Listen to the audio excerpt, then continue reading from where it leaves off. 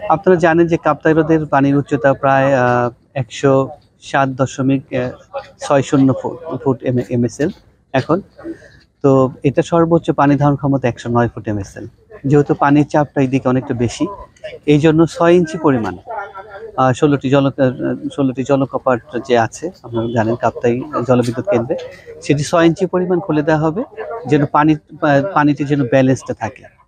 এই জন্যই রাত ১০টা থেকে সিদ্ধান্ত নেওয়া হয়েছে। এই জন্য মাইকিং করা হচ্ছে এবং প্রচার প্রচারণা চালানো হচ্ছে, যেন ওই দিকে যারা আছে, ভাটির দিকে যারা আছে, তাদের জন্য কোনো সমস্যা না হয়। এবং এটা খুবই অল্প পরিমাণ, ৬ ইঞ্চি পরিমাণ। নিচের যে আমাদের ভাটির যে অঞ্চল, তাদের কোনো প্রভাব পড়বে কিনা স্যার, কি মনে হচ্ছে? এটা প্রতি বছরই আসলে ছাড়া হয়, যেহেতু এইদিকে পানি ধরে রাখার মানে সর্বোচ্চ সীমায় পৌঁছে গেছে। এখন একটু ইচ্ছা করলেও পানি আর ধরে রাখা সম্ভবপর নয়।